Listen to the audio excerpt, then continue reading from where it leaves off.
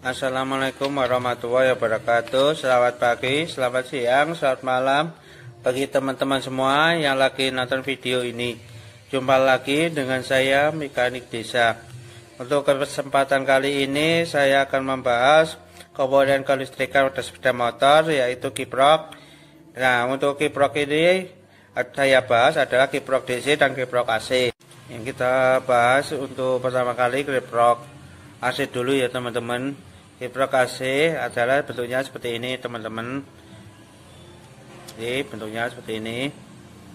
Kiprok ini berfungsi untuk menstabilkan arus listrik yang dari spool nanti akan masuk ke aki untuk pengisian, dan yang keluar lagi nanti akan digunakan untuk penerangan. Nah, jenis kiprok yang AC ini untuk penerangannya itu masih mengikuti arus listrik yang dari spool yang nanti akan distabilkan dengan melalui kiprok ini agar bohlam lampu itu tidak putus. Itu untuk penerangan dengan sistem kiprok AC. Kerusakan pada kiprok AC ini biasanya akan di dalam komponennya ini akan ada yang rusak, terbakar atau putus. Satu, untuk bohlam lampu pada motor itu akan sering putus. Itu kalau kiprok ini sudah rusak.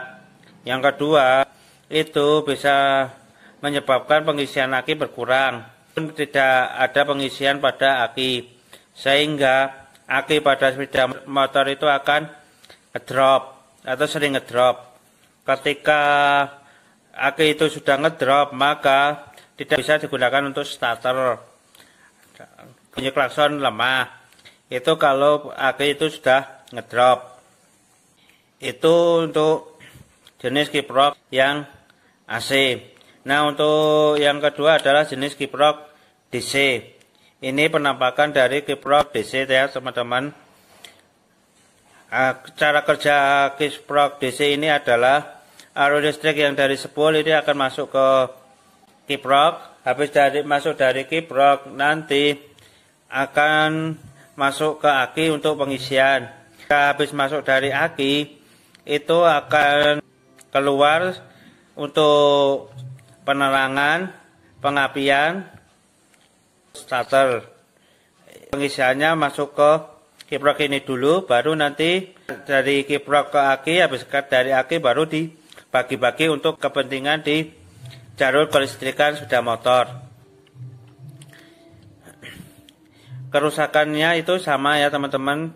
Kalau kiprok ini sudah rusak, maka akan menyebabkan aki itu tidak ada pengisian, sehingga ketika aki itu tidak ada pengisian di motor dengan jenis kiprok DC atau arus listrik DC, maka untuk mesin itu berpengaruh ya. Pengaruhnya itu bisa berebet ataupun malah motor itu tidak akan bisa nyala karena aki tidak ada yang pengisian. Dari aki tidak ada listrik yang digunakan untuk pengapian, sehingga pada jenis motor DC itu kalau aki bermasalah, motor tidak akan bisa nyala atau berebet. Itu jenis tipe DC. Dan cara dia kerja untuk membagi arus strom yang dari spool masuk ke sini distabilkan, masuk ke aki, baru dari aki ntar dibagi-bagi untuk kepentingan kelistrikan sepeda motor. Itu untuk cara kerjanya. Dari kedua jenis kiprok ini, untuk kelebihan dan kekurangannya adalah untuk yang jenis kiprok AC, kelebihannya itu ketika aki lemah, itu untuk penerangan itu tidak berpengaruh, dan tidak berpengaruh juga ke mesin. Itu untuk aki lemah. Kelebihan dari kiprok AC. Nah, untuk kiprok kekurangannya dari jenis kiprok AC adalah untuk penerangannya itu tidak stabil karena arus listriknya itu masih dari spool yang dimasukkan ke kiprok untuk stabilkan. Maka untuk penerangannya di jenis motor AC itu ketika kita memutar gas yang kencang maka lampunya akan terang, dan ketika kita pelan melepas gas maka untuk lampu dari penerangan itu akan redup. Itu untuk kelebihan dan kekurangan dari jenis kiprok AC. Untuk kelebihan dan kekurangan untuk kiprok DC adalah kekurangannya ketika aki itu lemah maka untuk penerangannya itu akan ikut berkurang ataupun redup.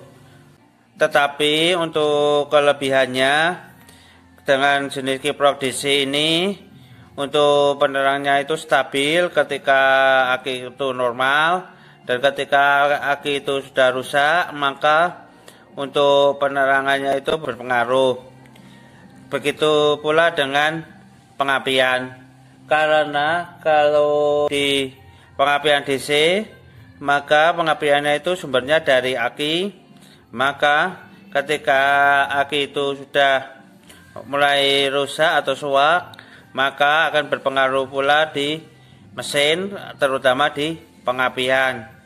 Itu tadi kekurangan dan kelebihan dari jenis spool yang AC DC, AC dan DC.